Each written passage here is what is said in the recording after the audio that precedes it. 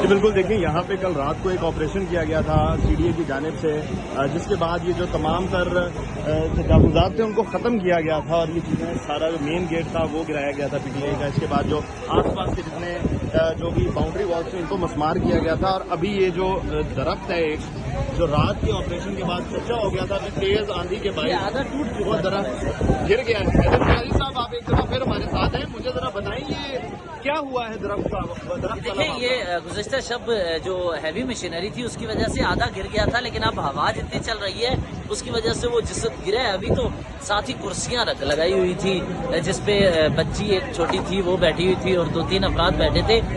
زیادہ چوٹیں تو نہیں آئیں، خدا کا شکر ہے، لیکن یہ اس طرح جو آپریشن کے بعد یہ جو جگہ ہے اسے خالی کیا جانا چاہیے تھا، اس کی وجہ سے کوئی بھی یہاں کسی کو تکلیف ہو سکتی ہے۔ Thank you.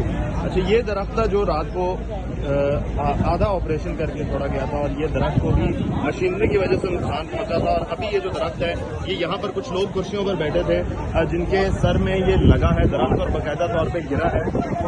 کوئی جانی نقصان نہیں ہوا، لیکن چوٹیں ضرور آئی ہیں، زخمی ہوئے ہیں کچھ لوگ، اور 2 لوگ یہاں پر زخمی ہوئے ہیں۔ ایک بچہ بھی غالباً یہاں پر موجود تھا، بچوں کو بھی لے کے جایا جا رہا ہے یہاں سے۔ اور یہ جو درخت ہے یہ باقاعدہ طور پر سر پہ گرا ہے ان کے، اور کوئی جانی نقصان نہیں ہوا، لیکن کچھ چوٹیں البتہ آئی ہیں۔